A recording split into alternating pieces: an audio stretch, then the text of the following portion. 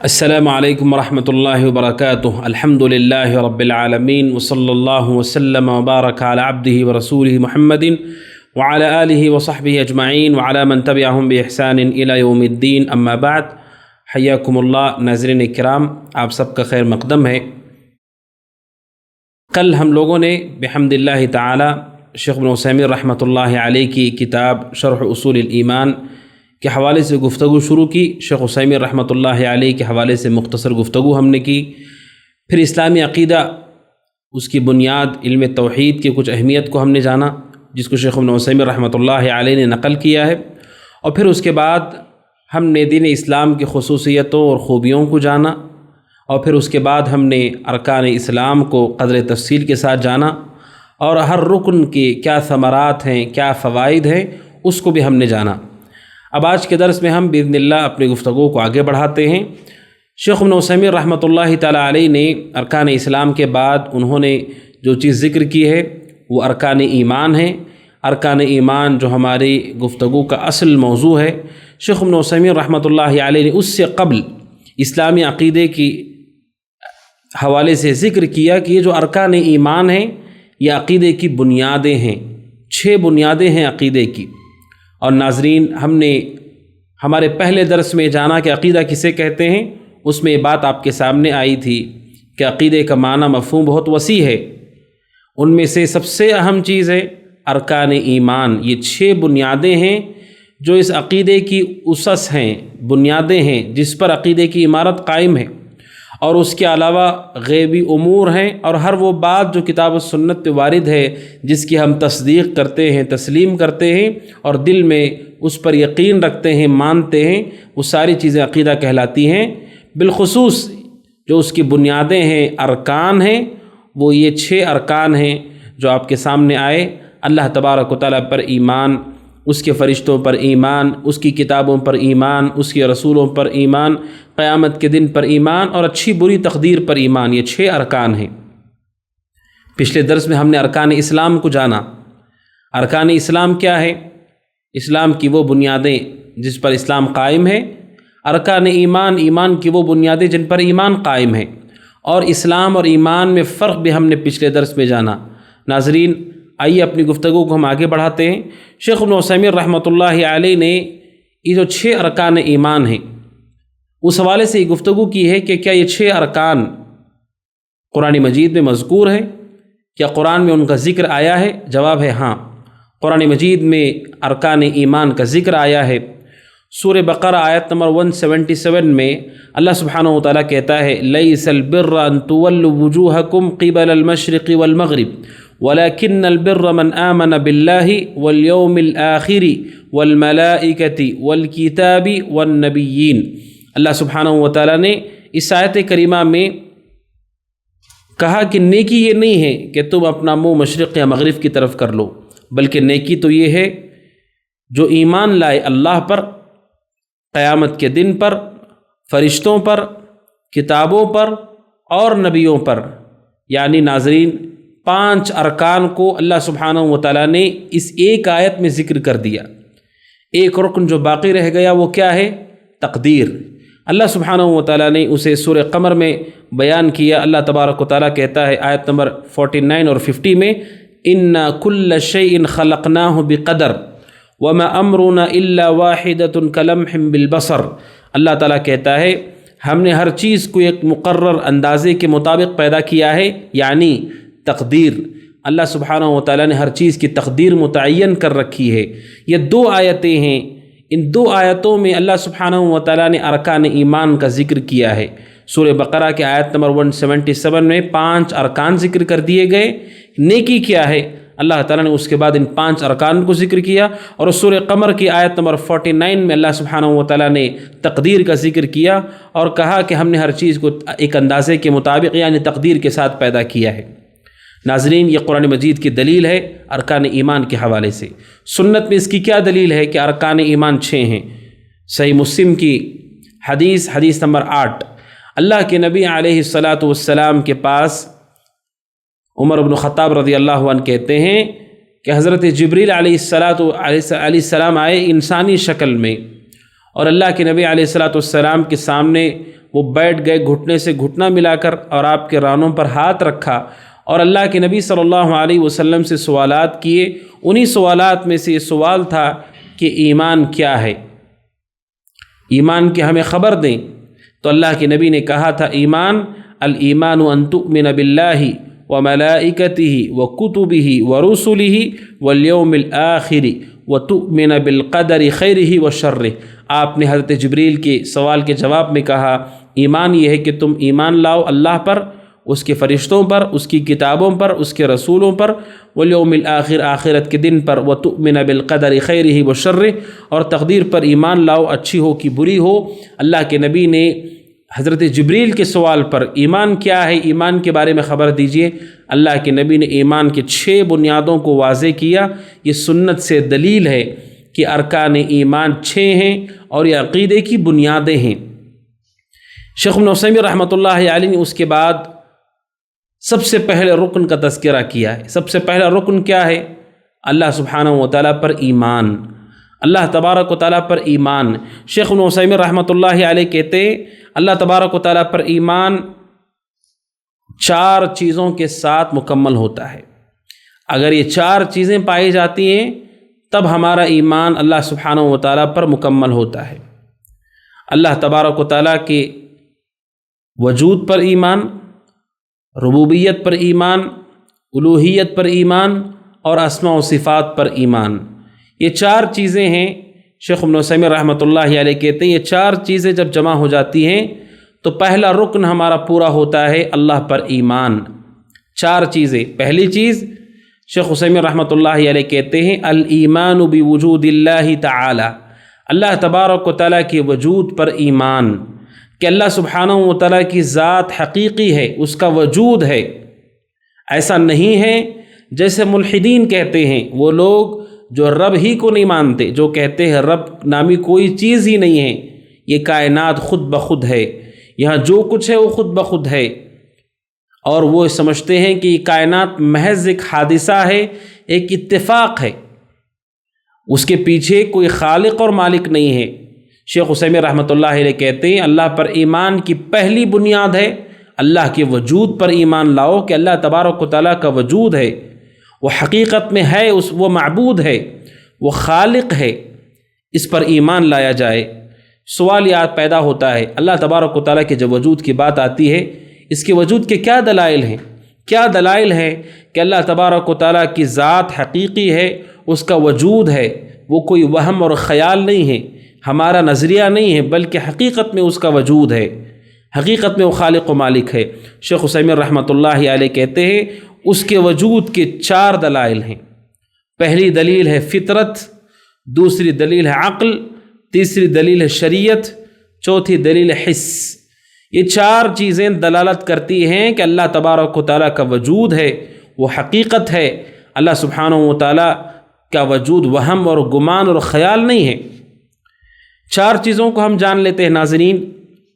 پہلی چیز شیخ عثیمین رحمۃ اللہ علیہ کہتے ہیں اللہ کے وجود پر دلالت کرنے والی کوئی چیز ہے تو انسان کی فطرت ہے۔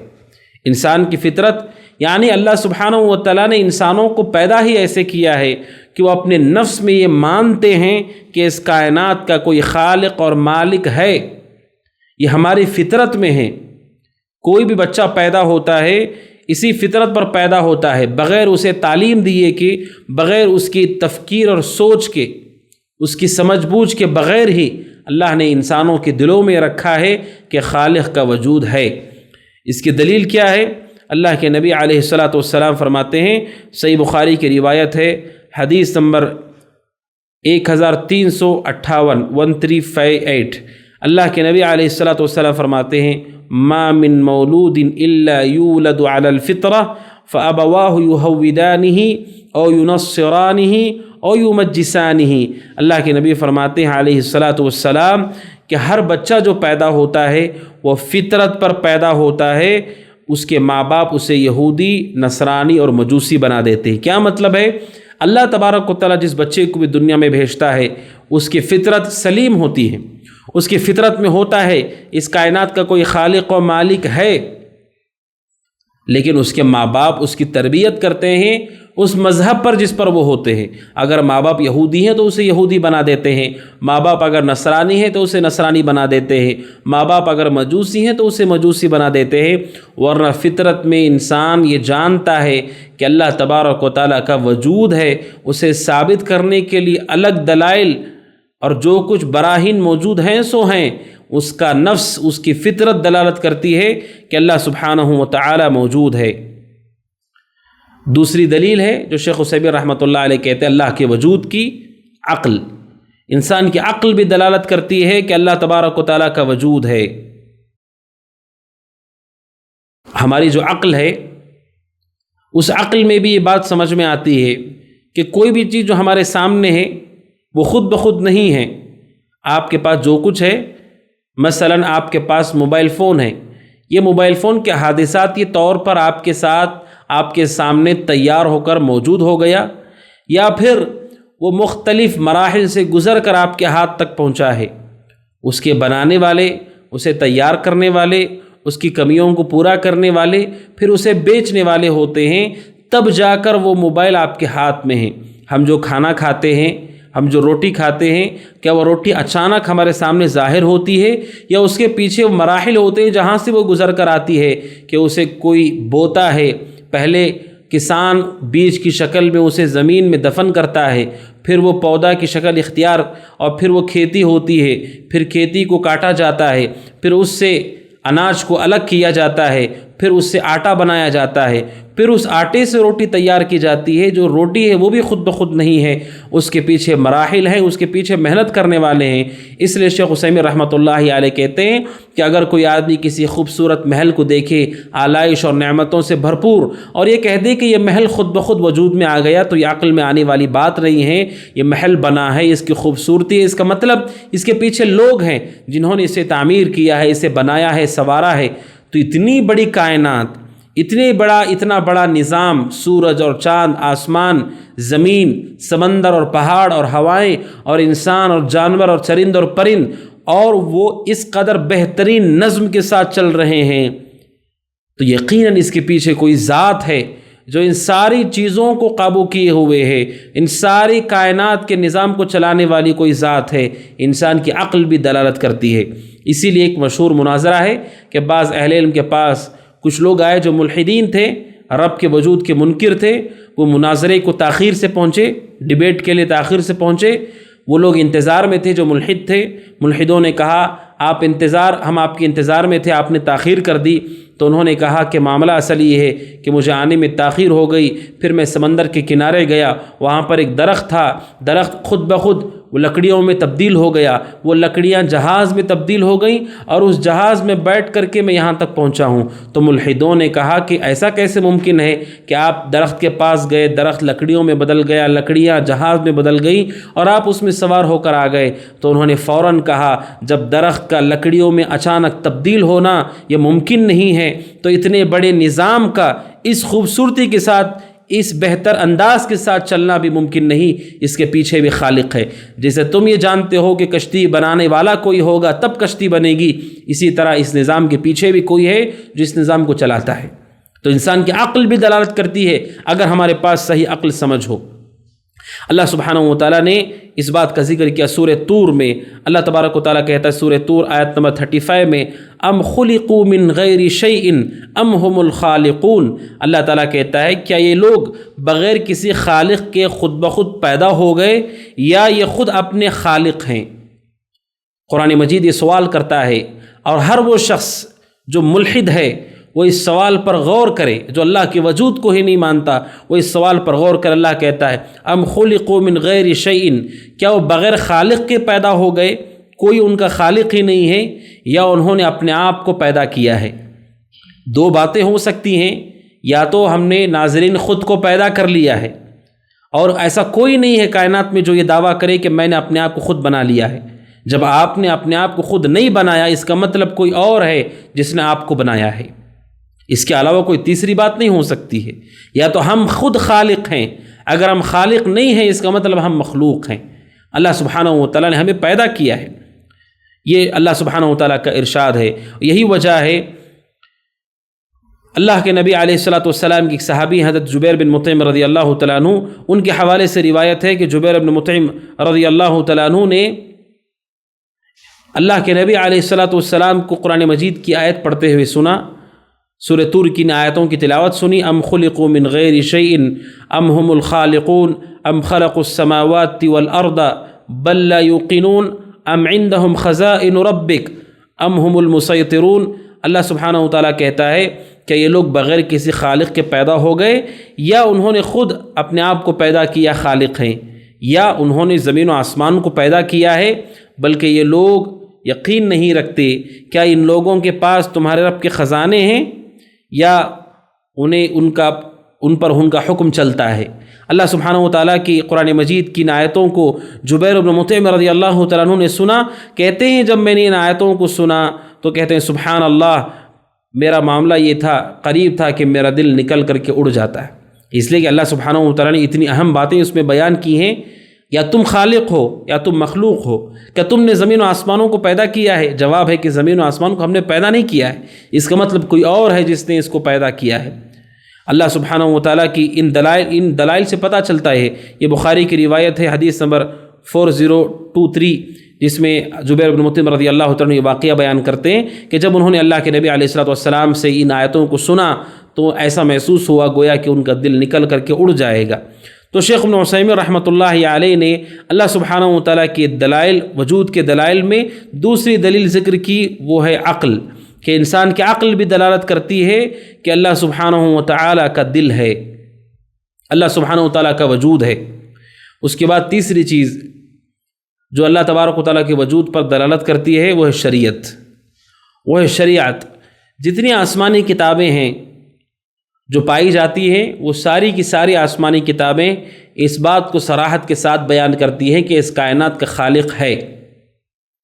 یہ نظریہ کہ اللہ تبارک و تعالیٰ کا وجود ہی نہیں، کوئی خالق ہی نہیں ہے، اس دنیا کو چلانے والا کوئی نہیں ہے، یہ کوئی اچانک پیدا ہونے والی کوئی چیز ہے۔ آسمانی جتنی کتابیں نازل کی گئی ہیں اور جتنے مذاہب کے ماننے والے جن کے پاس آسمانی کتابیں موجود ہیں، وہ ساری کی ساری بیان کرتی ہیں کہ اللہ تبارک و تعالیٰ کا وجود ہے، اور اس کی شریعت، اس کے احکامات جو اس نے دین اتارا ہے، جتنی محکم اور جس قدر واضح اور جس قدر مرتب احکامات ہیں، یہ دلالت کرتے ہیں کہ اللہ تبارک و تعالیٰ کا وجود ہے۔ شریعتیں اور شریعت اسلام اس بات کو واضح کرتی ہے کہ اللہ تبارک و تعالیٰ کا وجود ہے۔ یہ تیسری دلیل ہے اللہ تعالیٰ کے وجود کی، کہ شریعتیں بھی یہ بیان کرتی ہیں کہ اللہ تبارک و تعالیٰ کا وجود ہے۔ اس کے بعد شیخ عثیمین رحمۃ اللہ علیہ کہتے ہیں چوتھی چیز ہے حس۔ ہمیں یہ احساس ہوتا ہے، ہمیں یہ محسوس ہوتا ہے، اور ہم اپنی زندگیوں میں یہ پاتے ہیں ایسے واقعات، ایسے حادثات جو دلالت کرتے ہیں کہ اللہ تبارک و تعالیٰ کا وجود ہے۔ اور یہ دو ناحیوں سے ہے۔ پہلا ناحیہ یہ ہے کہ ہم میں سے ہر شخص پریشان ہو جاتا ہے، تکلیف میں مبتلا ہو جاتا ہے، اسے محسوس ہوتا ہے کہ اب اس تکلیف سے نکلنے کا کوئی راستہ نہیں ہے، پھر وہ اچانک اللہ تعالیٰ کو پکارتا ہے، اللہ سے دعا کرتا ہے، تو وہ کیا دیکھتا ہے کہ جو مصیبت اسے لگتا تھا کہ یہ ہٹ نہیں سکتی، ٹل نہیں سکتی، وہ دیکھتا ہے کہ پوری مصیبت ختم ہو گئی۔ تو اس کے دل میں یہ بات محسوس ہوتی ہے کہ کوئی خالق ہے جو میری آواز کو سن رہا ہے، جو میری اس مصیبت کو دور کر رہا ہے، جو مجھے مشکل سے نکال رہا ہے۔ ہم میں سے ہر شخص کی زندگی میں یقیناً ناظرین ایسے واقعات ہوئے ہوں گے جہاں پر انہیں محسوس ہوا ہوگا، ہمیں محسوس ہوا ہوگا کہ ہمارے پاس اب کوئی راستہ نہیں، ہمارے پاس کوئی علاج نہیں، ہمارے پاس کوئی بہتر بدل نہیں ہے۔ اچانک ہم نے دیکھا کہ یہ چیز ہمارے لیے تبدیل ہو گئی، اور ہم جب پکارتے اللہ تعالیٰ کو، اللہ نے ہمارے لیے آسانیاں کر دی۔ یہ دلالت کرتا ہے کہ کوئی ہے جو ہماری آواز کو سن رہا ہے اور ہماری مدد کر رہا ہے۔ اور یہی معاملہ ہے انبیاء اور رسول کا بھی، کہ انبیاء اور رسول نے بھی جب مصیبتیں ان پر آئیں تو اللہ تبارک و تعالیٰ کو پکارا، اور اللہ تعالیٰ نے ان کی پکار کو سنا، جو دلالت کرتا ہے کہ انبیاء سچے تھے اور اللہ تعالیٰ کا وجود برحق ہے۔ سورہ انبیاء آیت نمبر 76 اللہ تعالیٰ کہتا ہے وَنُوحًا اِذْ نَادَى مِن قَبْلِ فَاسْتَجَبْنَا لَهُ۔ اللہ تعالیٰ کہتا ہے کہ نوح کا قصہ بھی یاد کرو، جب انہوں نے اللہ تبارک و تعالیٰ کو پکارا، فَاسْتَجَبْنَا لَهُ، ہم نے ان کی دعا کو قبول کیا۔ آپ دیکھیے سبحان اللہ، حضرت نوح علیہ السلام نے اللہ تبارک و تعالیٰ کو پکارا، اللہ سے دعا کی کہ اے اللہ میں مغلوب ہوں، میری مدد فرما۔ بس اتنے کلمات انہوں نے ادا کی، اللہ کی مدد ایسے آئی کہ زمین کی دروازوں کو پانی سے کھول دیا گیا، آسمانوں کے دروازوں کو کھول دیا گیا، اور ہر طرف سے پانی ہی پانی، اور پورے کے پورے لوگ جو اس وقت موجود تھے زمین پر، سارے کے سارے لوگ جنہوں نے کفر کیا تھا، شرک کیا تھا، غرق ہو گئے اس پانی اور اس طوفان میں، جس طوفان کی مثال نہیں پیش کی جا سکتی ہے۔ اور اللہ تبارک و تعالیٰ نے جو ایمان والے تھے حضرت نوح علیہ السلام کے ساتھ، انہیں کشتی میں سوار کیا اور اللہ نے انہیں محفوظ کیا۔ اس کے بعد اس زلزلے، اس طوفان کے بعد نوح علیہ السلام کے ساتھ جو اہل ایمان باقی رہ گئے، انہی کے ذریعے سے دنیا میں پھر بنو آدم کی نسل چلی۔ اللہ تعالیٰ دعا قبول کرتا ہے۔ آپ سوچئے کوئی ہے جس نے نوح کی دعا کو قبول کیا، اور اس طرح سے نوح علیہ السلام کی مدد ہوئی۔ اور یہی معاملہ ہے اللہ کے نبی علیہ السلام کے ساتھ۔ صحیح بخاری کی روایت ہے، حدیث نمبر 933 933۔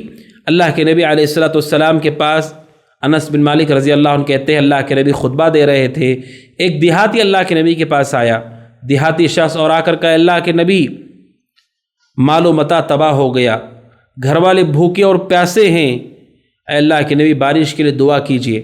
اللہ کے نبی نے ممبر پر خطبہ دیتے ہوئے ہاتھ اٹھایا، اور آپ نے ہاتھ اٹھا کر دعا کی بارش کے لیے۔ انس بن مالک کہتے ہیں ہم نے دیکھا کہ چاروں طرف سے بادل آنے لگے اور اتنی زوردار بارش ہوئی، کہتے ہیں کہ اللہ کے نبی صلی اللہ علیہ وسلم کی جو داڑھی تھی، ہم نے اس داڑھی کے اندر سے بارش کی بوندیں گرتی ہوئی دیکھی، اس قدر تیز بارش ہوئی اللہ کے نبی علیہ السلام کی اس دعا کے نتیجے میں۔ اور انس بن مالک کہتے ہیں ہم نے بادلوں کو آتے ہوئے دیکھا۔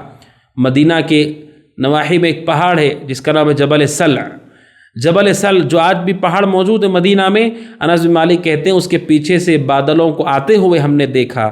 آپ سوچئے یہ اللہ کی وجود کی دلیل ہے کہ دعا کرنے پر کوئی دعا کو سن رہا ہے اور مدد کو بھیج رہا ہے۔ اللہ کے نبی علیہ السلام کی دعا سے اتنی بارش ہوئی کہ اگلے ہفتے بھی وہ دیہاتی صحابی آئے اور انہوں نے آ کر کہا اللہ کے نبی اتنی بارش ہو گئی ہے کہ گھر منہدم ہو رہے ہیں، مال و متاع پانی میں ڈوب رہا ہے۔ اس موقع پہ اللہ کے نبی سے علیہ السلام سے گزارش کی کہ بارش کے تھمنے کی دعا کیجیے، تو اللہ کے نبی نے کہا اللہم حوا الینا ولا علینا، اے اللہ ہمارے ارد و گرد بارش کو نازل فرما، ہمارے اوپر نہ نازل فرما، تاکہ لوگوں کے لیے مشقت اور مشکل نہ ہو۔ یہ اللہ کے نبی علیہ السلام کے ساتھ زندگی میں پیش آنے والا واقعہ جس کو صحابہ اکرام نے اپنی آنکھوں سے ہوتے ہوئے دیکھا، یہ دلیل ہے، حس، احساس اللہ تبارک و تعالیٰ کا وجود ہے، اس کی مدد کا آنا، دعاؤں کا سن لیا جانا، مصیبت کا اچانک، پریشانی کا اچانک آسانی میں تبدیل ہو جانا، یہ دلیل ہے کہ اللہ سبحانہ و تعالیٰ کا وجود ہے۔ اور دوسرا، انبیاء اور رسول کو جو معجزات دیے گئے، وہ معجزات دلالت کرتے ہیں کہ ان کا خالق و مالک ہے، اس کائنات کا خالق و مالک ہے، جو اپنے نبیوں اور رسولوں کو سچا ثابت کر رہا ہے۔ حضرت موسیٰ علیہ السلام کے پاس جو معجزہ تھا، حضرت عیسیٰ علیہ السلام کے پاس جو معجزات تھے، اور اس کے علاوہ اللہ کے نبی علیہ السلام کے ساتھ جو معجزات تھے، حضرت موسیٰ علیہ السلام کا معجزہ سورۃ الشعراء آیت نمبر 63 میں اللہ سبحانہ و تعالیٰ کہتا ہے فَأَوْحَيْنَا إِلَى مُوسَىٰ أَنِ اضْرِب بِّعَصَاكَ الْبَحْرَ فَانْفَلَقَ فَكَانَ كُلُّ فِرْقٍ كَالطَّوْدِ الْعَظِيمِ۔ اللہ تعالیٰ کہتا ہے ہم نے موسیٰ کو وحی کی کہ اپنی لاٹھی کو سمندر پر مارو، اور جیسے ہی موسیٰ نے اپنی لاٹھی کو سمندر پر مارا، سمندر پھٹ گیا اور وہ ٹکڑوں میں تبدیل ہو گیا، اور سمندر کا پانی اس طرح الگ ہو گیا کہ اس میں راستے بن گئے، 12 راستے اس میں بن گئے، اور ہر پانی کا ٹکڑا ایسے تھا کالطود العظیم، گویا کہ بہت بڑا پہاڑ ہے، اس طرح وہ کھڑا ہو گیا، اور درمیان میں سوکھے راستے اللہ نے بنائے بنو اسرائیل کے لیے۔ اور موسیٰ علیہ السلام اپنے صحابہ کے ساتھ، بنو اسرائیل کے ساتھ اس سمندر کے راستے سے گزر کر دوسری جانب چلے جاتے ہیں۔ انبیاء کے معجزات بھی دلالت کرتے ہیں کہ نبیوں اور رسولوں کے پیچھے کوئی ہے جو انہیں سچا ثابت کر رہا ہے، ان کی تصدیق کر رہا ہے، ان کی مدد کر رہا ہے۔ یہ احساس اور جو لوگوں نے مشاہدہ کیا، شیخ عثیمین رحمۃ اللہ علیہ، ناظرین، احساس اللہ تبارک و تعالیٰ کا وجود ہے جو ہمیں محسوس ہوتا ہے، جو زندگیوں میں ہم پاتے ہیں، اس کے 2 حوالے دیے۔ ایک، ہم میں سے ہر شخص اپنی زندگی میں جو کچھ دیکھتا ہے، اور دوسرا جو کچھ انبیاء اور رسول کے معجزات تھے یہ دلالت کرتے ہیں اللہ سبحانہ و تعالیٰ کا وجود ہے اور اس کے وجود میں وہ برحق ہے، اس کے علاوہ کوئی معبود برحق نہیں ہے۔ تو ناظرین، ہم نے اللہ سبحانہ و تعالیٰ کے وجود کے حوالے سے شیخ عثیمین رحمۃ اللہ علیہ کی اس گفتگو کو سنا کہ اللہ تعالیٰ کا وجود ہے، اس کے 4 طرح کے دلائل ہیں۔ پہلی دلیل ہے انسان کی فطرت، دوسری دلیل ہے انسان کی عقل، تیسری دلیل ہے شریعتیں اور شریعت اسلام، اور چوتھی دلیل ہے حس اور احساس اور جو کچھ ہم اپنی زندگیوں میں پاتے ہیں۔ یہ شیخ عثیمین کہتے ہیں پہلی چیز اللہ پر ایمان لانے میں یہ بات ہے کہ ہم ایمان لائیں کہ اللہ کا وجود ہے اور وہ حقیقی وجود ہے، وہم و گمان اور خیال نہیں ہے۔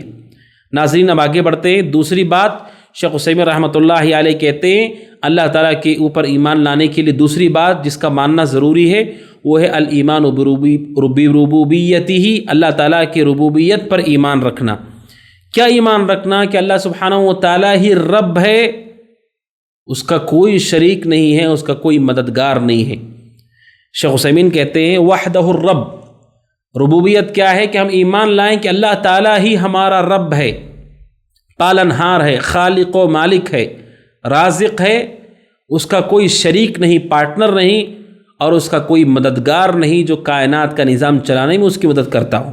ایمان لایا جائے کہ اللہ تبارک و تعالیٰ اپنے کاموں میں تنہا ہے، یکتا ہے، اس کے کوئی شریک بھی نہیں، کوئی مددگار بھی نہیں ہے، اسے کسی پارٹنر کی ضرورت نہیں، نہ کسی مدد کرنے والے کا تعاون اسے چاہیے، بلکہ وہ منفرد ہے اپنے ربوبیت میں، اپنے کاموں میں۔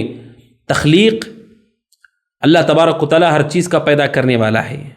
ملکیت، ہر چیز کی ملکیت اللہ تبارک و تعالیٰ کے پاس ہے، اور شریعت، اسی کے حکم پر شریعت اتاری جاتی ہے اور وہی ہے جو شرعی احکامات کو نازل کرتا ہے۔ شیخ عثیمین کہتے ہیں اللہ کی ربوبیت پر ایمان لایا جائے کہ اللہ تبارک و تعالیٰ منفرد ہے اپنے رب ہونے میں، اس کے علاوہ کوئی خالق نہیں، اس کے علاوہ کوئی مالک نہیں ہے۔ اللہ سبحانہ و تعالیٰ قرآن مجید میں ارشاد فرماتا ہے، سورہ اعراف آیت نمبر 54 میں اللہ تعالیٰ کہتا ہے الا لہ الخلق والامر، خبردار یاد رکھو اللہ تعالیٰ ہی کے ساتھ خاص ہے خالق ہونا، والامر اور حاکم ہونا، یہ دونوں چیزیں اللہ کے ساتھ خاص ہیں۔ حکومت جو اسی کی ہے، اختیارات بھی اسی کے ہیں، اور خالق بھی وہی ہے۔ اور اللہ سبحانہ و تعالیٰ سورہ فاطر آیت نمبر 13 میں کہتا ہے ذالکم اللہ ربکم لہ الملک والذین تدعون من دونہ ما یملکون من قطمیر۔ اللہ تعالیٰ کی ربوبیت کو کتنے اچھے انداز میں اللہ تعالیٰ واضح کرتا ہے۔ وہ کہتا ہے یہی اللہ تمہارا پروردگار ہے، تمہارا رب ہے، لہ الملک، اسی کی بادشاہت ہے، تمہارا رب ہے اللہ تعالیٰ اور اسی کی بادشاہت ہے، ملکیت ہے۔ والذین تدعون من دونہ، اور اس کے علاوہ جن کو تم پکارتے ہو۔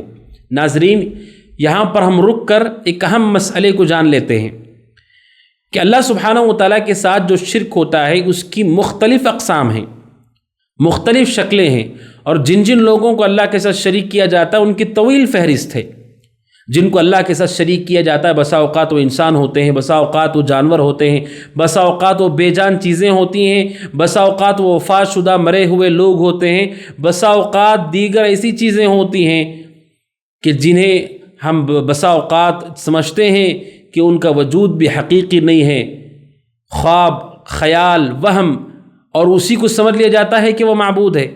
ایسی کوئی چیز تھی بھی کہ نہیں، اس کا بھی کوئی پروف نہیں ہے، لوگ ان کو بھی شریک کرتے ہیں اللہ کے ساتھ۔ تو یاد رکھیں ناظرین، قرآن مجید کی تلاوت جب بھی آپ کرتے ہیں وہاں پر آپ دیکھتے ہیں من دونہ، اس کے علاوہ، اس کے علاوہ، اس لفظ کی طاقت کو ہمیں سمجھنا ہے، اس لفظ کی اہمیت کو ہم سمجھنا ہے کہ قرآن مجید جب یہ کہتا ہے من دون اللہ، اللہ کو چھوڑ کر، من دون ہی، اس کے علاوہ، تو اس کا مطلب ہے کائنات میں جتنا شرک پایا جاتا ہے، جتنے لوگوں کو شریک کیا جاتا ہے اور جتنی طرح سے شریک کیا جاتا ہے، سارے کے سارے اس میں آ جاتے ہیں۔ اللہ کے علاوہ کوئی معبود نہیں، اس کے اندر ساری چیزیں آ جاتی ہیں۔ اسی طرح من دون ہی جب اللہ کہتا ہے، من دون اللہ جب کہتا ہے، اس کے علاوہ، اس کا مطلب کوئی ایسا نہیں ہے جو اللہ سبحانہ و تعالیٰ کا شریک ہو، اللہ تعالیٰ کا مددگار ہو، اللہ سبحانہ و تعالیٰ کا تعاون کرنے والا ہو، ایسا کوئی نہیں ہے۔ لہٰذا من دون ہی جب ہم کہتے ہیں اس کے اندر انبیاء، رسل، اولیاء، صالحین، انسان، جنات، فرشتے، چرند پرند، جانور، سورج اور چاند، ہر مخلوق آ جاتی ہے۔ اللہ کہتا ہے والذین تدعون من دونہ، اور جن کو تم اللہ کے سوا پکارتے ہو، جن کو بھی پکارتے ہو، چاہے انسان ہو، جنات ہو، جانور ہوں، اللہ کہتا ہے ما یملکون من قطمیر، وہ کسی چیز کے مالک نہیں ہیں، حتیٰ کہ من قطمیر، قطمیر کے بھی مالک نہیں ہیں۔ ناظرین، قطمیر کیا ہے؟ قطمیر کہتے ہیں اہل علم کھجور کی جو بیج ہوتی ہے، اس بیج کے اوپر جو چھلکا ہوتا ہے، پتلا اور باریک بالکل رقیق جو چھلکا ہوتا ہے، اسے عربی زبان میں قطمیر کہا جاتا ہے۔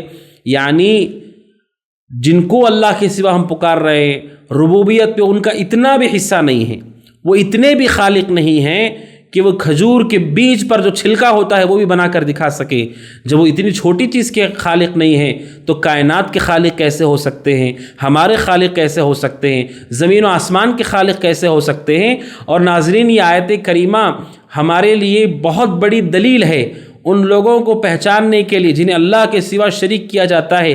آپ ان کی قدرت اور طاقت دیکھیے۔ انبیاء اور رسل کو بھی اللہ سبحانہ و تعالیٰ کے علاوہ پکارا جاتا ہے، انہیں معبود کا درجہ دیا جاتا ہے۔ نصرانیوں نے عیسیٰ علیہ السلام کو معبود کہا، یہودیوں نے عزیر کو اللہ کا بیٹا کہا، اور عیسائیوں نے مریم کو اللہ سبحانہ و تعالیٰ کی بیوی زوجہ کہا، نعوذ باللہ۔ اس کے علاوہ دیگر نیک لوگوں کو شریک کیا گیا۔ آپ سوچئے کہ ان میں سے کوئی ایسا ہے جن کے پاس اتنی طاقت تھی کہ وہ اپنی مرضی اور اپنی خواہش کے مطابق ایک کھجور کا درخت بھی پیدا کر سکتے ہوں، اسے اگا سکتے ہوں؟ کیا اس کی کھجور کے بیج پر بننے والا چھلکا بھی بنا سکتے ہوں؟ کوئی ایسا نہیں ہے۔ جب اتنی بھی طاقت اختیار اللہ نے انہیں نہیں دیا ہے تو پھر وہ اللہ تعالیٰ کی شریک، اللہ تعالیٰ کے معین اور مددگار کیسے ہو سکتے ہیں؟ لہٰذا ناظرین، اللہ کے سوا جن کو بھی پکارا جاتا ہے ان کا اللہ کی ربوبیت میں کوئی دخل نہیں ہے، وہ اللہ تبارک و تعالیٰ کی کسی بھی طریقے سے شریک نہیں ہو سکتے ہیں۔ اللہ سبحانہ و تعالیٰ ان ساری چیزوں سے پاک ہے۔ اس کے علاوہ جتنی مخلوقات ہیں وہ ان سب کو اللہ نے پیدا کیا ہے، وہ سب اللہ کے محتاج ہیں۔ اللہ سبحانہ و تعالیٰ ان سب پر حاکم ہے، اسی کا اختیار چلتا ہے، اللہ سبحانہ و تعالیٰ پر کسی کا اختیار نہیں ہے۔ لہٰذا ناظرین، اللہ سبحانہ و تعالیٰ کی ربوبیت پر ایمان لایا جائے، یہ دوسری اہم چیز ہے اللہ پر ایمان لانے کے حوالے سے جو شیخ عثیمین نے بیان کی ہے۔ تیسری چیز جو شیخ عثیمین رحمۃ اللہ علیہ بیان کرتے ہیں جس پر ایمان لانا ضروری ہے، وہ ہے اللہ تبارک و تعالیٰ کی الوہیت پر ایمان، کہ اللہ سبحانہ و تعالیٰ اپنی الوہیت میں تنہا ہے، یکتا ہے، اپنی عبادت میں تنہا اور یکتا ہے، اس کے علاوہ کوئی معبود برحق نہیں، اس بات پر ایمان لایا جائے۔ شیخ عثیمین رحمۃ اللہ علیہ کہتے ہیں کہ اللہ تبارک و تعالیٰ ہی ہے جو حقیقی معبود ہے، حقیقی مألوہ ہے، جس کی عبادت کی جائے محبت کے ساتھ اور تعظیم کے ساتھ، اس کے علاوہ کوئی معبود برحق نہیں۔ توحید الوہیت یہ ہے کہ جتنی عبادت کی شکلیں ہیں، قسمیں ہیں، ہر عبادت کا اکیلا حقیقی حقدار کوئی ہے، وہ اللہ سبحانہ و تعالیٰ ہے، اس کے علاوہ کوئی اس کا حقدار نہیں۔ اللہ تعالیٰ کہتا ہے سورہ بقرہ آیت نمبر 163 میں، وَإِلَٰهُكُمْ إِلَٰهٌ وَاحِدٌ لَا إِلَٰهَ إِلَّا هُوَ الرَّحْمَٰنُ الرَّحِيمُ، تمہارا معبود الہکم الہ واحد، تنہا معبود ہے، لا الہ الا ہو، اس کے علاوہ کوئی معبود برحق نہیں، هو الرحمن الرحیم، وہی مہربان نہایت رحم والا ہے۔ اللہ تعالیٰ کہتا ہے وہی تمہارا معبود ہے، اکیلا معبود ہے، اسی کی عبادت ہوگی، اسی کی بندگی ہوگی، اس کے علاوہ کسی کی بندگی نہیں ہو سکتی ہے۔ اور ان کے علاوہ جن کی ہم عبادت کرتے ہیں، بندگی کرتے ہیں، یہ سب ہم نے خود بنائے ہیں، اس کی کوئی دلیل ہمارے پاس نہیں ہے۔ اللہ تعالیٰ سورہ نجم آیت نمبر 23 میں کہتا ہے، ان ہی الا اسماء سمیتموها انتم وآباؤکم ما انزل اللہ بها من سلطان، اللہ کے علاوہ جنہوں نے معبودوں کو بنایا، مشرکین مکہ کے یہاں بھی مختلف معبود، مختلف بت تھے، لات، منات، عزا، ہبل، یہ مختلف معبود تھے جن کی وہ عبادت کرتے تھے۔ اللہ سبحانہ و تعالیٰ کہتا ہے ان ہی الا اسماء، یہ تو صرف نام ہیں، سمیتموها انتم وآباؤکم، تم اور تمہارے باپ داداؤں نے اسے گھڑ لیا ہے، ما انزل اللہ بها من سلطان، اس کے حوالے سے اللہ نے کوئی دلیل نہیں اتاری ہے، جتنے معبودان باطلہ ہیں یہ ہماری طرف سے گھڑے ہوئے ہیں، اللہ نے اس کی کوئی دلیل نہیں اتاری ہے۔ معبود کیا ایسا ہوتا ہے کہ اسے کوئی پیدا کرے؟ کیا معبود ایسا ہوتا ہے کہ کوئی اسے بنائے؟ کیا معبود ایسا ہوتا ہے کہ کوئی اسے اٹھائے؟ کیا معبود ایسا ہوتا ہے کہ کوئی شخص اسے توڑ سکتا ہو؟ معبود ایسا ہوتا ہے کہ ہر ایک پر حاکم ہے، ہر ایک پر قدرت رکھنے والا ہے، کوئی چیز اسے عاجز نہیں کر سکتی۔ اللہ کہتا ہے جن کو تم نے بنایا ہے وہ تمہاری طرف سے گھڑے ہوئے ہیں، اللہ سبحانہ و تعالیٰ نے اس کی کوئی دلیل نہیں اتاری ہے۔ تو ناظرین، شیخ عثیمین رحمۃ اللہ علیہ نے اللہ سبحانہ و تعالیٰ کی توحید الوہیت کہ اللہ تبارک و تعالیٰ ہی معبود برحق ہے، اس پر ایمان لانے کو ذکر کیا ہے کہ ارکان ایمان میں ایمان باللہ، اللہ پر ایمان کے حوالے سے یہ تیسری چیز ہے جس کے حوالے سے ہمیں اہتمام کرنا چاہیے۔ اور پھر شیخ عثیمین رحمۃ اللہ علیہ نے ایک اہم مسئلے کو ذکر کیا ہے۔ وہ مسئلہ کیا ہے کہ جو لوگ اللہ سبحانہ و تعالیٰ کے علاوہ غیر اللہ کی عبادت کرتے ہیں، غیر اللہ کو پکارتے ہیں، ان کا معاملہ کیا ہے کہ انہوں نے اللہ سبحانہ و تعالیٰ کے علاوہ دوسروں کو بھی اس کی بندگی میں شامل کر لیا اور شریک کر لیا۔ اللہ سبحانہ و تعالیٰ اس کا رد کرتا ہے اور بہت ہی بہترین انداز میں اللہ سبحانہ و تعالیٰ رد کرتا ہے۔ شیخ عثیمین رحمۃ اللہ علیہ 2 دلائل اس کے حوالے سے ذکر کیے ہیں۔ پہلی دلیل ہے، شیخ عثیمین رحمۃ اللہ علیہ کہتے ہیں کہ اللہ سبحانہ و تعالیٰ کے علاوہ جن کو پکارا جاتا ہے، کیا ان کے پاس یہ اختیارات ہیں؟ سورہ فرقان آیت نمبر 3 میں اللہ تعالیٰ کہتا ہے وَاتَّخَذُوا مِن دُونِهِ آلِهَةً لَا يَخْلُقُونَ شَيْئًا وَهُمْ يُخْلَقُونَ وَلَا يَمْلِكُونَ لِأَنفُسِهِمْ ضَرًّا وَلَا نَفْعًا وَلَا يَمْلِكُونَ مَوْتًا وَلَا حَيَاةً وَلَا نُشُورًا۔ اللہ تبارک و تعالیٰ کہتا ہے ان لوگوں نے اللہ سبحانہ و تعالیٰ کے علاوہ معبود بنا لیے ہیں، لا يخلقون شيئا، جو کوئی چیز نہیں پیدا کر سکتے، وہم یخلقون، بلکہ انہیں پیدا کیا گیا ہے۔ اور کہا ولا یملکون لانفسہم ضرا ولا نفعا، وہ اپنی ذات کے لیے، اپنی جان کے لیے نفع نقصان کے مالک نہیں ہیں، اور نہ انہیں مرنے پر، جینے پر، دوبارہ اٹھائے جانے پر کوئی اختیار حاصل ہے۔ اللہ سبحانہ و تعالیٰ نے رد کر دیا کہ جن کو تم پکار رہے ہو ان کے پاس اتنا بھی اختیار نہیں کہ وہ نفع نقصان اپنی ذات کے بھی مالک ہوں، وہ دوسروں کے نفع نقصان کے مالک کیسے ہو سکتے ہیں؟ اور شیخ عثیمین رحمۃ اللہ علیہ نے یہ بات بھی ذکر کی کہ مشرکین مکہ جنہوں نے اللہ سبحانہ و تعالیٰ کے علاوہ دیگر کو اللہ تعالیٰ کی الوہیت میں شریک کیا ہے، ان کا معاملہ یہ ہے کہ وہ یہ مانتے تھے کہ اللہ تعالیٰ خالق ہے۔ اور ناظرین، گفتگو ہمارے سامنے گزر چکی ہے، وہ مانتے تھے کہ اللہ سبحانہ و تعالیٰ خالق ہے، حقیقی معبود ہے، اس معنی میں کہ وہی اصل ہے، لیکن ان کا معاملہ یہ تھا کہ وہ یہ کہتے تھے کہ اللہ تعالیٰ نے انہیں نوازا ہے، انہیں عطا کیا ہے، انہیں اختیارات دے دیے ہیں۔ اللہ سبحانہ و تعالیٰ نے مشرکین مکہ کے حوالے سے یہ بات بیان کی۔ تو پھر جب آپ یہ مانتے ہیں کہ اللہ سبحانہ و تعالیٰ خالق ہے، مالک ہے، تو یہ بات بھی آپ جان لیجئے کہ اللہ سبحانہ و تعالیٰ نے ایسا کوئی اختیار کسی کو نہیں دیا ہے۔ معاملہ کیا ہے؟ معاملہ اختیار کا ہے کہ کیا اللہ سبحانہ و تعالیٰ نے کسی کو اختیار دیا ہے۔ اور یہاں پر ناظرین ایک اہم مسئلہ ہے۔ مسئلہ کیا ہے کہ جو لوگ امت اسلام میں سے بھی غیر اللہ کی پرستش کرتے ہیں، غیر اللہ کو پکارتے ہیں، غیر اللہ کے لیے سجدہ کرتے ہیں، وہ یہ کہتے ہیں کہ اللہ سبحانہ و تعالیٰ کی طرح ہم انہیں اللہ نہیں مانتے ہیں، نہ ہم ان کو خالق مانتے ہیں، زمین و آسمان کا پیدا کرنے والا مانتے ہیں۔ ہمارا معاملہ اور مسئلہ یہ ہے، ہم یہ مانتے ہیں کہ اللہ نے انہیں نوازا ہے، اللہ نے انہیں عطا کیا ہے، اللہ نے انہیں اختیارات دی ہے۔ ناظرین، آپ نے وہ آیتیں سنی جن میں اللہ نے اس نظریے کو باطل قرار دیا ہے۔ اللہ نے کسی کو کوئی اختیار نہیں دیا ہے، وہ کھجور کے چھلکے کی بھی پیدا کرنے کے خلق کے اختیار والے نہیں ہیں، اپنے نفس کے نفع نقصان کے مالک نہیں ہیں، وہ کوئی چیز نہیں پیدا کر سکتے۔ اللہ نے اختیار نہیں دیا ہے، صراحت کے ساتھ اللہ نے بیان کیا، اور اس سے آگے بڑھ کر اللہ نے یہ بات بیان کی تعجیزاً کہ وہ عاجز ہیں، وہ عاجز ہیں، کائنات میں کوئی ایسا نہیں ہے، وہ سب کے سب عاجز ہیں کہ وہ کوئی ایسا کام کر سکے جو اللہ تعالیٰ کے خصائص میں سے ہے۔ اللہ نے نہ صرف یہ کہ اختیار نہیں دیا ہے، بلکہ اللہ سبحانہ وتعالیٰ نے ان کی حقیقت کو واضح کیا ہے کہ جن کو بھی ہم اللہ سبحانہ وتعالیٰ کے علاوہ پکارتے ہیں، ان کا معاملہ یہ ہے کہ وہ کوئی چیز نہیں پیدا کر سکتے۔ اللہ تعالیٰ کیوں بیان کر رہا ہے؟ تاکہ یہ نظریہ ختم ہو کہ اللہ تعالیٰ نے کسی کو اختیار دے رکھا ہے، یا کوئی اس کا شریک ہے، یا کوئی اس کا مددگار ہے۔ تو ناظرین، ہم نے یہ جانا کہ شیخ عثیمین رحمۃ اللہ علیہ نے اس مسئلے کو وضاحت کے ساتھ بیان کیا کہ اللہ سبحانہ وتعالیٰ نے اختیارات اپنی ربوبیت کی کسی کو نہیں دیے، اور سبحان اللہ، اللہ سبحانہ وتعالیٰ جب اللہ تعالیٰ ہی خالق و مالک اور رازق ہے تو آسان سا مسئلہ یہ ہے کہ بندگی بھی اسی کی ہو، اور جب اس نے کسی کو کوئی اختیار نہیں دیا ہے تو پھر ہمارے لیے شرک کا سارا راستہ بند ہو جاتا ہے۔ اب رجوع کرنا ہے تو اللہ ہی کی طرف کرنا ہے، لوٹنا ہے تو اللہ سبحانہ وتعالیٰ ہی کی طرف لوٹنا ہے۔ اب آئیے آگے ناظرین، شیخ عثیمین رحمۃ اللہ علیہ نے چوتھی چیز ذکر کی ہے ایمان باللہ کے لیے۔ چوتھی چیز ہے الایمان باسمائہ و صفاتہ، کہ اللہ کے اسماء اور صفات پر ایمان لایا جائے۔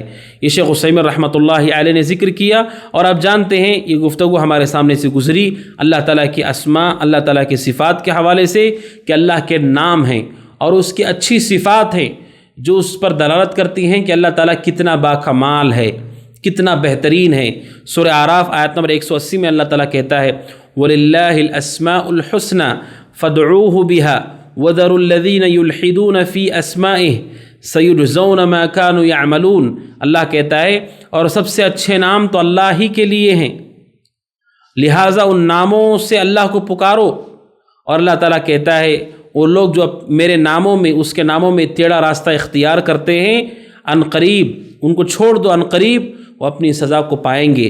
اللہ تعالیٰ نے اس آیت کریمہ میں بتایا کہ اللہ تعالیٰ کے نام ہیں اور بہت ہی اچھے اور بہترین نام ہیں، لہٰذا ان ناموں کا حوالہ دے کر اللہ تعالیٰ سے دعا کیا کرو۔ اس آیت میں اللہ نے اپنے لیے اسماء کو ثابت کیا ہے، اور ہر نام اللہ کی صفت کو بتاتا ہے۔ اور اللہ سبحانہ وتعالیٰ نے سورۃ الروم آیت نمبر 27 میں کہا وَلَهُ الْمَثَلُ الْأَعْلَى فِي السَّمَاوَاتِ وَالْأَرْضِ وَهُوَ الْعَزِيزُ الْحَكِيمُ۔ اور آسمان اور زمین میں اسی کے لیے سب سے اعلیٰ صفات ہیں، سب سے اعلیٰ اور بلند شان ہے، اور وہ عزیز اور حکیم ہے، زبردست ہے اور حکمت والا ہے۔ اللہ سبحانہ وتعالیٰ نے اس آیت کریمہ میں بتایا اللہ سبحانہ وتعالیٰ سب سے اعلیٰ صفات کا مالک ہے، اس کے نام بھی ہیں اور اس کے صفات بھی ہیں۔ شیخ عثیمین رحمۃ اللہ علیہ کہتے ہیں توحید اسماء و صفات یہ ہے کہ ہم ایمان لائیں اللہ سبحانہ وتعالیٰ کے نام ہیں، اس کی صفات ہیں جو کتاب و سنت میں وارد ہوئے ہیں، اور ان ناموں اور صفات کو ماننے کے ساتھ جن چیزوں کا ہمیں خیال کرنا ہے وہ کیا ہے؟ ہم ان ناموں کا انکار نہ کریں، ان صفات کا انکار نہ کریں، ان ناموں کی اور ان صفات کی مثال نہ دیں، اور ان ناموں اور صفات کی کیفیت نہ بیان کریں، اور ان ناموں اور ان صفات کی تحریف نہ کریں۔ یہ چیزیں کیا ہیں ناظرین؟ میں آپ کے سامنے بتاؤں مختصراً۔ سب سے پہلی چیز شیخ عثیمین کہتے ہیں تحریف۔ تحریف کا معنی ہوتا ہے بدل دینا، تبدیل کر دینا۔ اللہ تعالیٰ کے نام اور اللہ تعالیٰ کی صفات ہیں، ان کو بدل دینا جائز نہیں ہے۔ اللہ تعالیٰ کا نام ہے الرحمن الرحیم، تو نہ اس لفظ کو بدلنا جائز ہے، نہ اس کے ترجمے کو معنی کو بدلنا جائز ہے۔ یہ اگر کوئی بدلتا ہے نام کو، لفظ کو بدلتا ہے یا معنی کو بدلتا ہے، یہ تحریف ہے، یہ جائز نہیں ہے۔ دوسری چیز تعطیل، انکار کر دینا، نہ لفظ کا انکار کرے نہ اس کے معنی کا انکار کرے۔ الرحمن الرحیم، اللہ تعالیٰ کا نام ہے الرحمن الرحیم، وہ رحم کرنے والا مہربان ہے، لفظ کا بھی انکار نہ کرے، معنی کا بھی انکار نہ کرے۔ اگر کوئی انکار کرتا ہے تو یہ تعطیل ہے۔ اور تیسرا ہے تکییف، کیفیت بیان کرنا اللہ سبحانہ وتعالیٰ کے لیے کہ اس کا نام اور اس کی صفات کیسی ہیں، کیسی دکھتی ہیں اس کی صفات، اس کی کیفیت کو بیان کرنا یہ جائز نہیں ہے، یہ چیز ممنوع ہے۔ اور چوتھی چیز ولا تمثیل، مثال بیان کرنا کہ اللہ سبحانہ وتعالیٰ کی ذات ایسے ہے، اللہ کی صفات ایسی ہیں، اللہ کا چہرہ ایسے ہے۔ یہ چار چیزیں شیخ عثیمین رحمۃ اللہ علیہ کہتے ہیں ان چیزوں سے بچا جائے گا، ان چیزوں سے اجتناب کیا جائے گا۔ اور ناظرین پچھلی گفتگو میں یہ چیزیں ہمارے سامنے آئی تھیں، اس آیت کریمہ کو ہمارے سامنے ہم رکھیں۔ پہلی چیز ہے لیس کمثلہ شیء وہو السمیع البصیر، سورۃ الشورى آیت نمبر 11۔ اللہ تعالیٰ کہتا ہے کوئی چیز اس جیسی نہیں ہے، اور وہ ہر بات کا سننے والا اور دیکھنے والا ہے۔ اس ایک آیت کریمہ میں اللہ سبحانہ وتعالیٰ نے اسماء و صفات پر کیسا عقیدہ ہونا چاہیے واضح کر دیا۔ پہلی بات اللہ نے کہی لیس کمثلہ شیء، اس جیسی کوئی چیز نہیں ہے۔ ناظرین یہ آیت کریمہ کا پہلا ٹکڑا انتہائی اہم اور ضروری ہے۔ کیوں اہم اور ضروری ہے؟ آئیے جانتے ہیں۔ فرق باطلہ، اہل بدعت نے اللہ سبحانہ وتعالیٰ کے اسماء و صفات کے حوالے سے بہت کچھ بگاڑ مچایا ہے، اور اس حوالے سے انہوں نے بہت ساری گستاخیاں اور بے ادبی کے کام کیے ہیں۔ کیوں؟ ایک شبہ ہے ناظرین جو انتہائی خطرناک ہے، جس شبہ کے نتیجے میں تحریف کی گئی، تعطیل کیا گیا، تمثیل کی گئی، تکییف کی گئی۔ کیا چیز ہے؟ اللہ سبحانہ و تعالیٰ کی ذات اور صفات انسانوں کی طرح ہیں۔ اہل بدعت نے کہا کہ اگر ہم مان لیں کہ اللہ سبحانہ و تعالیٰ بھی رحم کرتا ہے تو رحم تو انسان بھی کرتا ہے، ہم مان لیں اللہ سبحانہ و تعالیٰ کا ہاتھ ہے، ہاتھ تو انسان کا بھی ہے، تو اللہ تعالیٰ ہمارے جیسا ہو جائے گا۔ نتیجہ کیا ہے؟ انہوں نے ان چیزوں کا انکار کیا، تحریف کی، معنی کو بدل دیا۔ ناظرین، یہ انتہائی خطرناک شبہ ہے۔ اس شبہ کو ہمیں حل کرنا ہے کہ کیا ہم اگر یہ کہتے ہیں اللہ تعالیٰ کا ہاتھ ہے تو ہاتھ ہماری طرح ہے، اللہ تعالیٰ کا چہرہ ہے تو کیا وہ چہرہ ہماری طرح ہے، اللہ تعالیٰ رحم کرتا ہے تو کیا وہ ہماری طرح رحم کرتا ہے، اللہ دیکھتا ہے تو کیا وہ ہماری طرح دیکھتا ہے؟ ناظرین، آپ جان لیں اللہ سبحانہ و تعالیٰ خالق ہے، ہم مخلوق ہیں۔ خالق اور مخلوق میں کوئی برابری نہیں ہے، کوئی برابری نہیں ہے۔ خالق ہر طرح سے کامل اور مکمل ہے، اس کی صفات اعلیٰ ہیں، اتم ہیں، اکمل ہیں، کوئی نقص اور کمی اس میں نہیں ہے، کوئی کمزوری اس میں نہیں ہے۔ مخلوق کی صفات، اس کے اندر کمی ہے، نقص ہے، اور ایسی چیز ہے جو دلالت کرتی ہے کہ یہ کامل نہیں ہے۔ دونوں میں کوئی برابری نہیں ہے۔ اس شبہ کا حل کرنا ضروری ہے کہ اگر ہم اللہ کی صفات کو مان لیں گے تو اللہ ہماری طرح نظر آئے گا۔ اس شبہ اور اس غلط فہمی اور اس گمراہ کن فکر کی وجہ سے باطل فرقوں نے، بدعتی فرقوں نے اللہ کے اسماء و صفات میں بہت بگاڑ مچایا، جبکہ اللہ سبحانہ و تعالی خالق ہے، مخلوق نہیں ہے۔ ہم مخلوق ہیں، خالق نہیں ہیں۔ شیخ عثیمین رحمۃ اللہ علیہ نے آگے اس کا ذکر کیا ہے۔ یہ آیت کریمہ ناظرین، اس کو سامنے رکھ کر ہم اس مسئلے کو حل کر لیتے ہیں۔ اللہ نے کہا لیس کمثلہ شیء، اس جیسی کوئی چیز نہیں ہے۔ جب اللہ نے کہا اس جیسی کوئی چیز نہیں ہے تو جتنی صفات اس کی بیان کی گئی ہیں وہ اس کی ذات کے حساب سے ہیں، ہماری طرح نہیں ہیں۔ جب وہ کسی چیز کی طرح نہیں ہے تو جتنا آپ سوچ سکتے ہیں، جتنا آپ غور کر سکتے ہیں کہ اللہ تعالیٰ کی صفت کیسی ہوگی، اللہ تعالیٰ ویسا نہیں ہے۔ کیوں؟ کیونکہ اللہ نے کہا لیس کمثلہ شیء، اس جیسی کوئی چیز نہیں ہے۔ بس اتنا جان لیجئے کہ جو بھی اس کی صفت ہے، جو بھی اس کا نام ہے، وہ بہت زیادہ کمال درجے میں ہے اور مکمل ہے، اکمل ہے، اتم ہے۔ یہ بات ہمیں جان لینا چاہیے۔ اس آیت کریمہ کے پہلے ٹکڑے سے اللہ تعالیٰ نے رد کر دیا ان لوگوں کا جو لوگ اللہ کے اسماء و صفات کا انکار کرتے ہیں۔ یہ دلیل دے کر اگر ہم مان لیتے ہیں تو ہماری طرح ہو جائے گا۔ دوسری بات اس شبہ کے رد کے لیے وہ یہ ہے کہ کائنات میں جو چیزیں پائی جاتی ہیں ان میں بھی کوئی صفت ہے تو وہ صفت سب کی برابر نہیں ہے۔ اگر ہم کہتے ہیں کہ اگر ہم کہیں اللہ تعالیٰ سنتا ہے تو ہماری طرح ہے، تو آپ دیکھ لیجئے جب ہم دنیا میں کہتے ہیں کہ انسان سنتا ہے، سنتا تو پرندہ بھی ہے، سنتا تو کیڑا بھی ہے اور مکوڑا بھی ہے، سنتا تو چھوٹے سے چھوٹا جانور بھی ہے، تو کیا انسان کا سننا اور ان کا سننا برابر ہے؟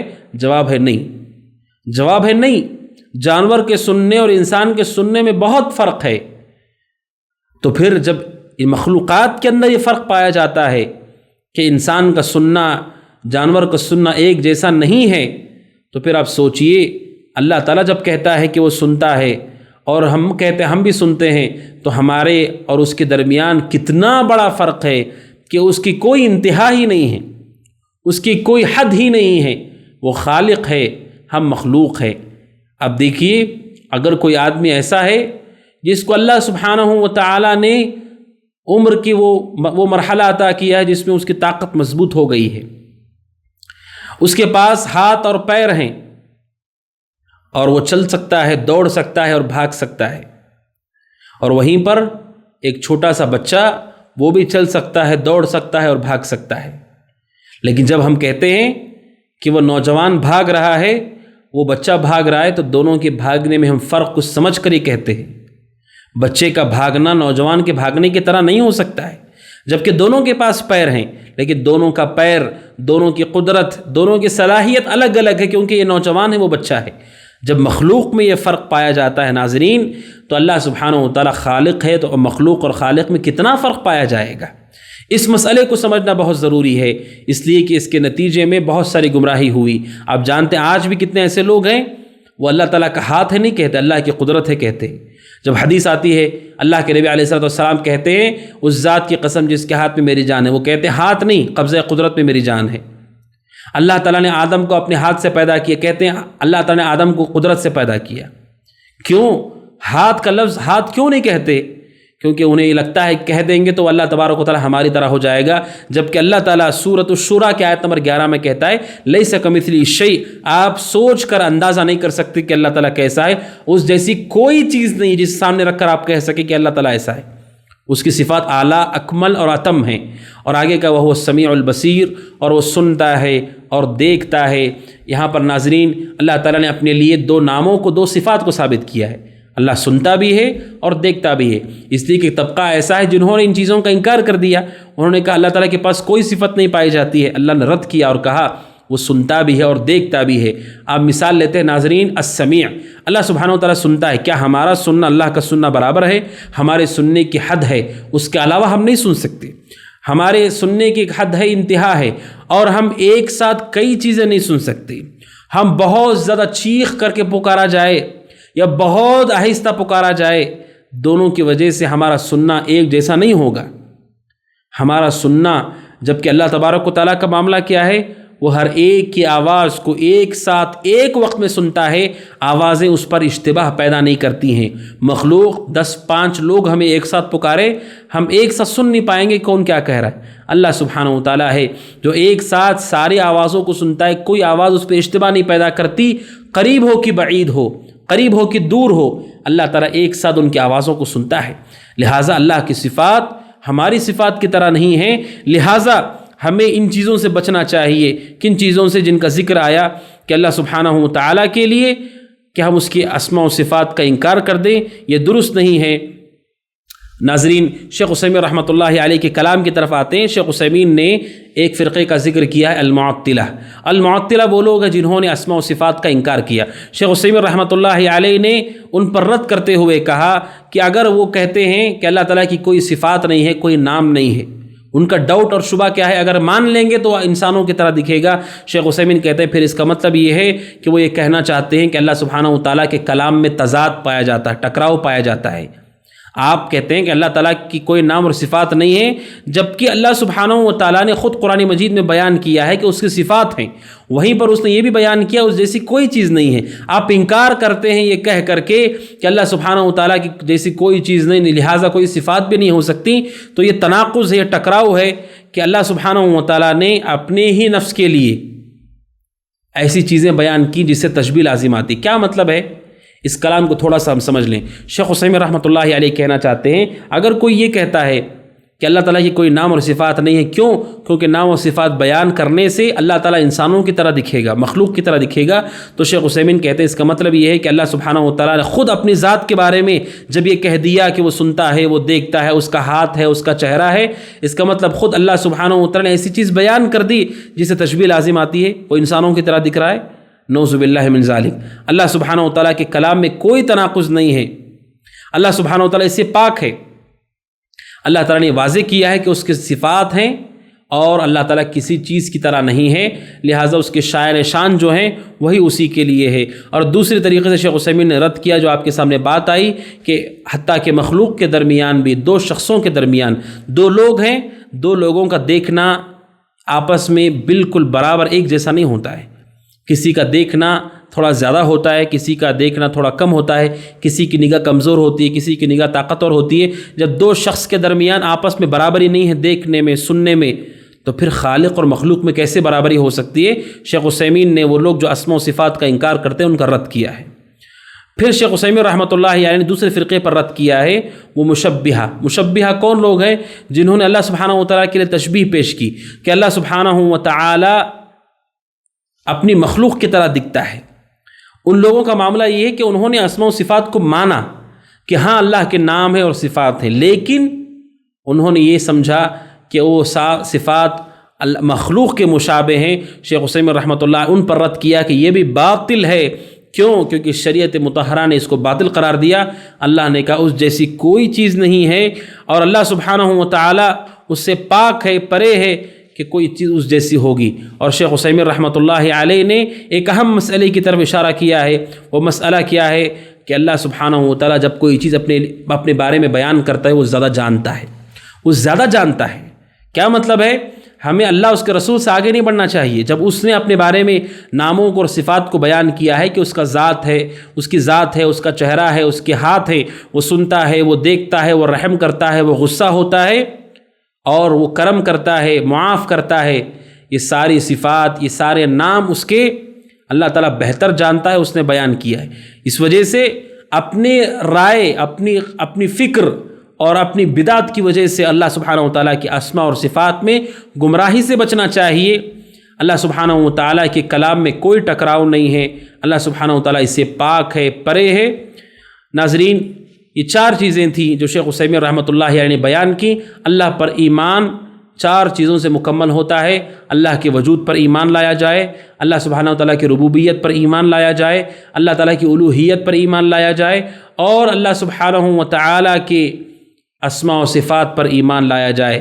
اور آخر میں شیخ عثیمین رحمۃ اللہ علیہ نے ثمرات ذکر کیے ہیں۔ اگر کوئی اللہ پر ایمان لاتا ہے کیا کیا ثمرات اس کو ملتے ہیں؟ پہلا ثمرہ شیخ عثیمین کہتے ہیں تحقیق توحید اللہ تعالی بحیث لا يتعلق بغیرہ رجاء ولا خوف ولا يعبد غیرہ، کہ جب اللہ پر ایمان لاتا ہے اس کی توحید پختہ ہوتی ہے اس طرح سے کہ وہ اللہ کے علاوہ کسی سے امید نہیں رکھتا، کسی کا خوف نہیں ہے، اور اللہ کے علاوہ کسی کی بندگی نہیں کرے گا۔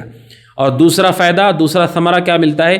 کمال محبت اللہ تعالی و تعظیمہ بمقتضى اسمائہ الحسنى و صفاتہ العلیٰ، کہ اللہ سبحانہ و تعالیٰ کی محبت ہمارے دل میں پیدا ہوتی ہے، کمال محبت اللہ تعالی، اور اس کی تعظیم پیدا ہوتی ہے اس کے اسماء و صفات کو جاننے کے بعد۔ جب ہم جانتے ہیں اللہ تعالیٰ خالق اور مالک ہے، رازق ہے، اور اس کا کوئی شریک نہیں ہے، نہ اس کے ناموں میں کوئی اس کا شریک ہے، نہ اس کے کاموں اور صفات میں کوئی شریک ہے، تو پھر ہمارے دل میں اس کی محبت پیدا ہوتی ہے، تعظیم پیدا ہوتی ہے۔ اور تیسری چیز شیخ عثیمین رحمۃ اللہ علیہ کہتے ہیں تحقیق عبادتہ بفعل ما امر به واجتناب ما نهى عنه، کہ ہم اللہ پر ایمان لانے کے بعد اس کا ثمرہ ملتا ہے کہ ہم اس کی بندگی کی طرف آگے بڑھتے ہیں، اس کے احکامات کو بجا لاتے ہیں، اس کے نواہی سے بچتے ہیں۔ ناظرین، خلاصہ گفتگو یہ ہے کہ اللہ سبحانہ و تعالیٰ کے اوپر ایمان لانے کے لیے 4 چیزیں ہیں۔ اللہ تعالیٰ کا وجود ہے، اس پر ایمان لائیں۔ اللہ تعالیٰ رب ہے، اس کے کاموں میں وہ اکیلا ہے، کوئی اس کا شریک نہیں، کائنات میں خالق، مالک، اور اس کا اختیار، ہر چیز پر اختیار اور بادشاہت اللہ کی ہے، اور کسی کو اس نے اختیارات نہیں دیے ہیں جس کی وجہ سے آپ انہیں اللہ کی عبادت میں شریک کریں۔ دوسرا، اس کی الوہیت، عبادت میں وہ تنہا اور یکتا ہے، اس کے علاوہ کسی کی عبادت نہیں ہو سکتی ہے۔ تیسرا، اپنے ناموں اور صفات میں وہ اکیلا ہے، اسے مانا جائے، اور اس کی صفات میں کسی کو شریک نہ کیا جائے۔ وہ سنتا ہے تو پھر کوئی مخلوق ایسی نہیں جو اس کی طرح سن سکتی ہو۔ جب وہ کہتا ہے کہ وہ عطا کرتا ہے تو کوئی اور نہیں ہے جو عطا کرتا ہو۔ لہٰذا اللہ سبحانہ و تعالیٰ پر ایمان لانے کے لیے ان 4 چیزوں کو لازم ہے کہ ہم جانیں اور مانیں، اور اس سے ہمارا پہلے رکن پر ایمان مضبوط ہوتا ہے، ایمان درست ہوتا ہے، صحیح ہوتا ہے۔ وہ پہلا رکن ہے الایمان باللہ، ان تؤمن باللہ، کہ تم اللہ پر ایمان لاؤ۔ ناظرین، اب آئیے دوسرے رکن کی طرف چلتے ہیں، الایمان بالملائکہ، فرشتوں پر ایمان۔ یہاں پر میں مختصر اشارہ کر دوں ایک مسئلے کی طرف، وہ یہ ہے کہ جو ارکان ایمان حدیث میں مذکور ہیں ان میں خاص ترتیب ہے۔ اللہ پر ایمان جو کہ اصل ہے، سارے کا سارا بقیہ ارکان کا تعلق اللہ سبحانہ و تعالیٰ ہی سے ہے۔ اسی کے فرشتے ہیں، اسی کی کتابیں ہیں، اسی کے بنائے ہوئے رسول ہیں، بھیجے ہوئے رسول ہیں، اور اسی کا طرف سے قائم کردہ قیامت کا دن ہے، وہی فیصلہ کرے گا، اور اسی نے تقدیر کو طے کیا ہے۔ اللہ تعالیٰ کے اوپر ایمان یہ اصل ہے۔ اس کے بعد فرشتوں پر ایمان، پھر اس کے بعد کتابوں پر ایمان۔ فرشتے جو اللہ سبحانہ و تعالیٰ کی طرف سے انبیاء اور رسول پر نازل ہوتے ہیں، اور وہ واسطہ اور ذریعہ بنتے ہیں، اور کیا لے کر نازل ہوتے ہیں؟ کتابوں کو اور وحی کو۔ لہٰذا اس کے بعد کتابوں پر ایمان، اور کتابوں پر ایمان کے بعد رسولوں پر ایمان۔ وہ کتابیں کس پر نازل ہوتی ہیں؟ رسولوں پر نازل کی جاتی ہیں۔ تو یہ خاص ترتیب کی طرف بعض اہل علم نے اشارہ کیا ہے۔ اب آئیے چلتے ہیں فرشتوں پر ایمان کی طرف۔ شیخ عثیمین رحمۃ اللہ علیہ کہتے ہیں فرشتوں سے مراد کون ہے؟ کہتے ہیں ایک غیبی مخلوق ہے جن کو اللہ سبحانہ و تعالیٰ نے پیدا کیا ہے نور سے، اور یہ لوگ اللہ سبحانہ و تعالیٰ نے ان کو ایسے پیدا کیا ہے کہ وہ اللہ سبحانہ و تعالیٰ کے مطیع اور فرما بردار ہوتے ہیں اور عبادت گزار ہوتے ہیں، اور اللہ سبحانہ و تعالیٰ کی خصائص ربوبیت اور الوہیت میں اس کے شریک نہیں ہیں۔ یہ اہم بات ہے جو شیخ عثیمین نے کہی۔ ایک مخلوق ہے جن کو نور سے بنایا گیا ہے، جن کو اللہ تبارک و تعالیٰ نے اطاعت اور فرما برداری پر پیدا کیا ہے، اور وہ اس کے احکامات کو نافذ کرتے ہیں، جن کا انہیں حکم دیا جاتا ہے بجا لاتے ہیں، جو کام انہیں دیا جاتا ہے اس کو پورا کرتے ہیں، اور وہ اللہ تعالیٰ کی ربوبیت اور اس کے خصائص میں، اس کی الوہیت میں شریک نہیں ہیں۔ اللہ سبحانہ و تعالیٰ نے ان کے حوالے سے فرمایا وَمَنْ عِنْدَهُ لَا يَسْتَكْبِرُونَ عَنْ عِبَادَتِهِ وَلَا يَسْتَحْسِرُونَ يُسَبِّحُونَ اللَّيْلَ وَالنَّهَارَ لَا يَفْتُرُونَ۔ اللہ تعالیٰ کہتا ہے اور جو فرشتے اس کے نزدیک رہتے ہیں اس کی عبادت سے سرکشی نہیں کرتے اور نہ ہی وہ تھکتے ہیں، اور کہا بے شک ان کا معاملہ کیا ہے، کہا بلکہ شب و روز صبح شام وہ اللہ سبحانہ و تعالیٰ کی تسبیح بیان کرتے ہیں اور اس کی وجہ سے وہ تھکتے نہیں ہیں، رکتے نہیں ہیں۔ اللہ سبحانہ و تعالیٰ نے فرشتوں کے حوالے سے یہ بات بیان کی کہ فرشتے اللہ سبحانہ و تعالیٰ کی بندے ہیں، بنائے ہوئے ہیں، اللہ سبحانہ و تعالیٰ کی عبادت سے کبھی تکبر نہیں کرتے اور عبادت سے کبھی تھکتے نہیں ہیں، مسلسل اللہ تعالیٰ کی فرما برداری میں یہ ہوتے ہیں۔ ان کی گنتی اور عدد کیا ہے؟ شیخ عثیمین رحمۃ اللہ علیہ نے کہا کہ اس حوالے سے کہ فرشتوں کی تعداد کتنی ہے، جواب یہ ہے کہ فرشتوں کی تعداد کا علم اللہ سبحانہ و تعالیٰ کے علاوہ کسی کو نہیں ہے، کوئی نہیں جانتا کہ ان کی کتنی تعداد ہے۔ صحیح بخاری حدیث نمبر 3207 جس میں بیت معمور کا ذکر ہے۔ بیت معمور کیا ہے؟ بیت معمور صحیح بخاری اور مسلم کی روایت ہے، انس بن مالک رضی اللہ عنہ کہتے ہیں اللہ کے نبی علیہ الصلوۃ والسلام جب معراج کے موقع پر آسمانوں کی سیر کرنے کے لیے گئے، اس موقع پر اللہ کے نبی علیہ الصلوۃ والسلام نے بیت معمور دیکھا، ایک گھر ہے جو آسمانوں میں بنایا گیا ہے، اور کہا کہ اس میں ہر دن 70,000 فرشتے عبادت کرتے ہیں۔ اور اللہ کے نبی نے فرمایا علیہ الصلوۃ والسلام کہ جب وہ عبادت کر کے نکل جاتے ہیں تو پھر دوبارہ ان کی باری نہیں آتی ہے۔ اتنی زیادہ تعداد میں فرشتے اور ملائکہ ہیں، اندازہ کیجئے کہ اس گھر میں عبادت کرنے والے 70,000 فرشتے جب وہ عبادت کر لیتے ہیں دوبارہ ان کی باری نہیں آتی ہے، جس سے دلالت ہوتا ہے، جس سے بات پتہ چلتی ہے کہ ان فرشتوں کی تعداد اللہ سبحانہ و تعالیٰ کے علاوہ کوئی نہیں جانتا ہے کہ ان کی تعداد کیا ہے۔ تو ناظرین، آپ نے سنا شیخ عثیمین رحمۃ اللہ علیہ نے اس مسئلے کو بھی ذکر کیا کہ فرشتوں کی تعداد کتنی ہے۔ فرشتوں کی تعداد اللہ سبحانہ و تعالیٰ کے علاوہ کوئی نہیں جانتا کہ ان کی تعداد کتنی ہے۔ تو ہم نے فرشتوں کے حوالے سے یہ جانا کہ فرشتے کون ہوتے ہیں، ان کی خوبی کیا ہے، کہ یہ اللہ کی مخلوق ہے، نور سے بنائے گئے ہیں، اور یہ اللہ سبحانہ و تعالیٰ کی نافرمانی نہیں کرتے اور گناہ کا مادہ ان میں نہیں پایا جاتا ہے۔ اللہ سبحانہ و تعالیٰ نے انہیں اپنی بندگی پر معمور کیا ہے اور اس کے احکامات کو نافذ کرتے ہیں، جن کاموں کا حکم دیا جاتا ہے اسے بجا لاتے ہیں، اور اس کی عبادت سے کبھی تھکتے نہیں ہیں اور کبھی اسے رکتے نہیں ہیں۔ اور یہ فرشتے ہیں جن کو اللہ سبحانہ و تعالیٰ نے بڑی تعداد میں وجود بخشا ہے۔ ناظرین، آج کی اس ملاقات میں یہ چند باتیں آپ کے گوشے گزار رہیں۔ ہم نے فرشتوں کے حوالے سے گفتگو شروع کی ہے، انشاءاللہ آنے والے درس میں اس کے حوالے سے اور تفصیلات آپ کے سامنے آئیں گی باذن اللہ تعالی۔ اللہ سبحانہ و تعالیٰ سے دعا ہے کہ اللہ تعالیٰ ہم نے جو کچھ سنا ہے، سیکھا ہے، اس پر عمل کرنے کی توفیق عطا فرمائے۔ اللہ سبحانہ و تعالیٰ ہمارے عقیدے کو، عمل کو درست فرمائے۔ هذا وصلی اللہ وسلم علی نبینا محمد وعلی آلہ وصحبہ اجمعین۔ والسلام علیکم ورحمۃ اللہ وبرکاتہ۔